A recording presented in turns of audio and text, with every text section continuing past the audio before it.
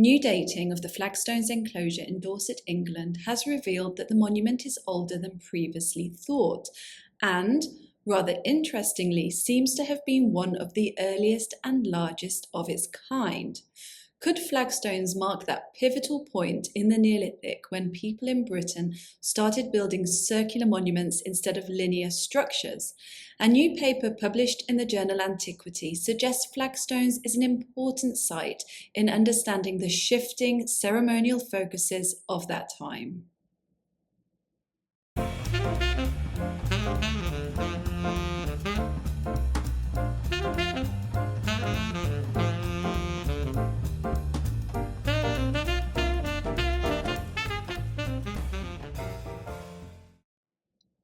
During the Middle Neolithic, circular henges started to appear in Britain, marking a transition from linear constructions, such as cursus monuments and long barrows, to this new type of structure. In Britain, the Middle Neolithic covers a roughly 600-year period from 3400 to 2800 BCE. The early monuments of this kind are usually referred to as proto-henges or formative henges and are made up of a ditch and one or two banks along with narrow entrances. They measure between 80 and 110 metres in diameter. Those that have been excavated were found to be burial monuments with either cremations or inhumations interred there. Very few other artefacts, such as pottery sherds or flint tools, have been found in them. What's interesting is these formative henges are the beginning of a tradition for building circular structures rather than linear ones. Aside from henges, this new tradition encompassed several different types of monument, such as stone and timber circles. Few large-scale monuments were built at that time compared to earlier and later in the Neolithic.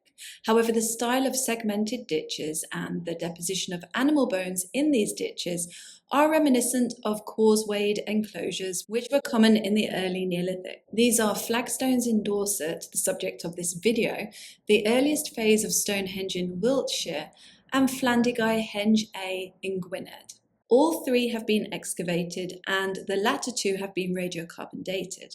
Flagstones was roughly dated to the late 4th or early 3rd millennium BCE, using limited samples obtained in 1986 and 1987. However, the latest research on flagstones revises this chronology. Flagstones was first discovered in 1891, although at that time no one realised what had been found. Workers digging at the house of the famous novelist and poet Thomas Hardy discovered an enormous sarsen slab, which Hardy named the Druid Stone, and which he then had erected on the edge of his garden. During the 1980s, archaeologists realised that this earlier discovery actually belonged to a Neolithic enclosure that became known as Flagstones.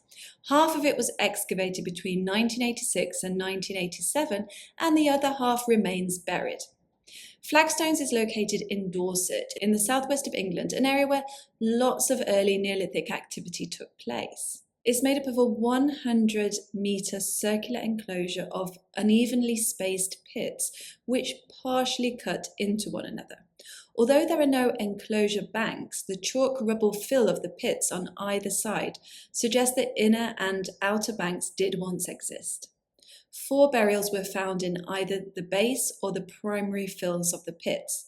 1 adult cremation was found under a large sarsen stone, and 3 inhumations of small children were found, one of which was under a large calcareous sandstone. 3 more cremated adults were found in pits within a penannular ditch in the southwest of the enclosure. Flagstones is in the centre of what is considered a major monumental complex that was developed over 2,000 years. Other important monuments in the area include the causewayed enclosure at Maiden Castle, dated to between 3660 and 3636 BCE, and the Henge Monument at Mount Pleasant, dated to between 2615 and 2495 BCE. The research team carried out radiocarbon testing on human bone from flagstones and antler tools that had been used to dig the enclosure. These were all excavated during the 1986 and 1987 excavations and had been stored at Dorset Museum. The new dates joined those previously obtained from 6 samples during the 1980s and 2 samples that were obtained more recently from 2 pre-enclosure pits. Modelling of these dates suggests that pit digging took place in the early Neolithic during the second quarter of the 4th millennium.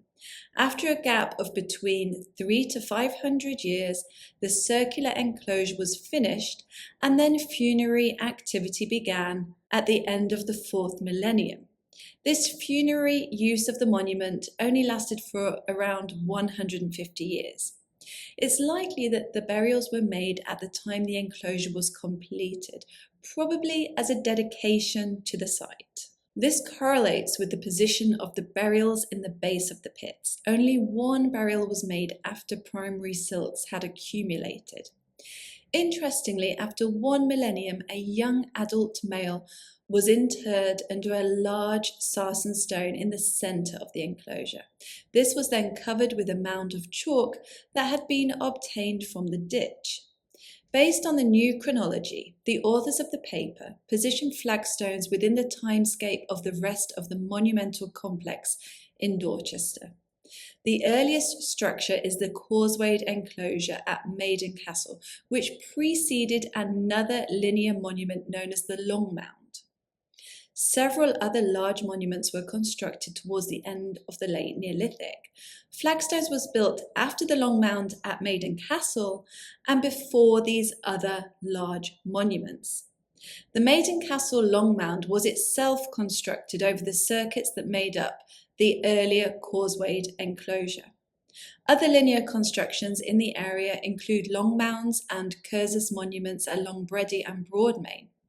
Alington Avenue is a long linear enclosure running east-west and located just 160 metres to the west of Flagstones. Articulated cattle skulls excavated from the northern ditch of Alington Avenue were radiocarbon tested and produced dates that suggest construction was more than 200 years before Flagstones.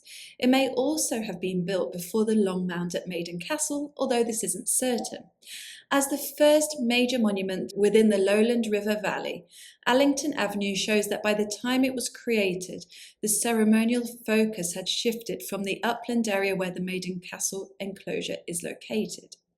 In the late Neolithic, this trend of building in the lowland area continued, as evidenced by the Mount Pleasant Henge, Greyhound Yard, and Mornbury rings. It's possible that these later monuments were placed close to earlier earthworks as a continuation of memory and understanding, or it may be that older structures were reinterpreted for different needs. No later Neolithic material has been found in flagstones that might suggest a reuse of the site, but some pottery sherds, animal bones, and flint dating to this later period were excavated from the Alington Avenue. The circular plan of flagstones and its incorporation of cremation burials represent a shift in traditions, whereas its pits are reminiscent of earlier monuments. At least 2 of its pits contain some early Neolithic pottery, and several shallow pits in the southwestern part of the site appear to have been dug earlier. These may also have held standing stones. Perhaps these earlier features had an influence on the layout of the later enclosure. Based on the new chronology, Flagstones dates to around 100 years earlier than the ditch and banks at Stonehenge, although the animal bones excavated from the ditch terminals at Stonehenge may belong to deeper pits from an earlier enclosure. For more detailed information on date ranges assigned to the flagstone samples and their probabilities, take a look at the paper. It's open access and referenced in the description below. It's far too complex to go into here, so I'm just giving rough dates. Henge A at Gwynedd has not been directly dated, and the ditch at Stones of Stenes in Orkney is from a slightly later date than flagstones. This means that flagstones could be the earliest circular enclosure in Britain, and therefore the first example of a significant change in building traditions.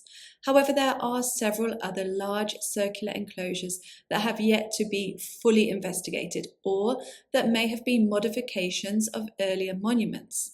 For example, the Pretty Circles in Somerset has only been poorly dated so far, and the circular segmented ditch at Duggleby Howe in North Yorkshire could have replaced an earlier structure. During the Middle Neolithic, burial rites generally changed from inhumation to cremation. In the north and west of Britain, the dead continued to be interred in passage tombs, whereas in other areas, burials were made in mounds, ring ditches, circular enclosures, in stone or timber settings, or in isolated pits. At Stonehenge, the cremated remains of at least 60 people were placed in and next to the Aubrey holes in the ditch and on the bank. The Aubrey holes are a ring of 56 pits. At Flagstones A, 22 cremation deposits were made in the segmented pits of an oval enclosure outside of the entrance to the main henge monument. Another cremation was placed in a pit within the main enclosure. So these early circular monuments, as well as flagstones, represent a shift in funerary rites. However, flagstones could be the earliest place where this happened. Interestingly, the 12-metre diameter penannular ditch inside the Flagstones monument that encloses 3 cremations seems to represent a tradition where smaller enclosures associated with larger ones were used for burials. I just mentioned how the majority of the cremations at Flagstones A were found in a small oval enclosure outside of the main one. At Stonehenge, the feature known as the North Barrow is a 10-metre diameter penannular ditch that's earlier than the main enclosure and is associated with at least 1 cremation. There are also small circular enclosures from the Middle and Late Neolithic that aren't associated with larger structures.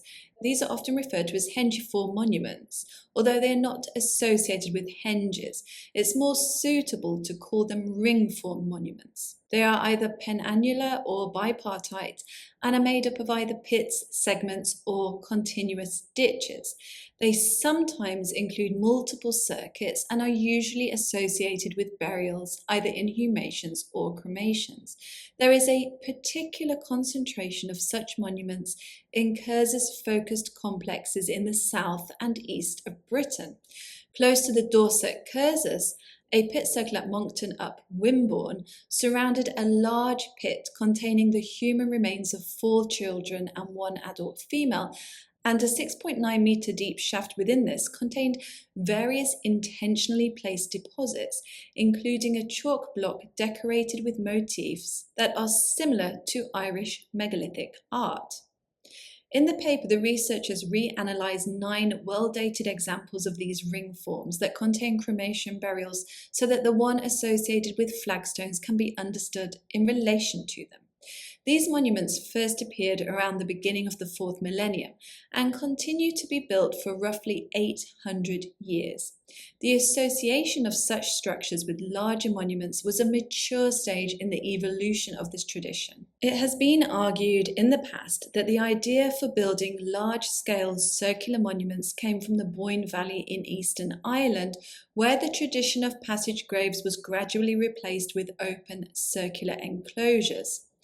Curvilinear engravings on the vertical chalk sides of some of the pits at Flagstones are reminiscent of similar carvings in Ireland. However, further dating work needs to be done on Irish henges and enclosures before a firmer association can be made. Geographically, it's not unreasonable to suggest a connection between southern England and Ireland. It's also been argued that such connections extended to Orkney, where large circular monuments appeared around 3200 BCE. At least one piece of evidence for interconnectivity exists, and that is the grooved ware pottery that made its way from the far north of Scotland to southern England and Ireland. Such pottery was not excavated at Flagstones, but a grooved ware decorated dish cup was found in a garden nearby, so was likely associated with the site. This piece of pottery is remarkably similar to an artifact found with a cremation at Stonehenge. As I mentioned in a previous video, since it's now known that the Stonehenge altar stone originated in northern Scotland, archaeologists have suggested that it was purposefully carried to the south and is representative of connections between groups of people at that time. An interesting picture is emerging, and I look forward to further research on this topic. That's it. Let me know what you think about this research in the comments. Thank you to my patrons and channel members, and I'll see you next time.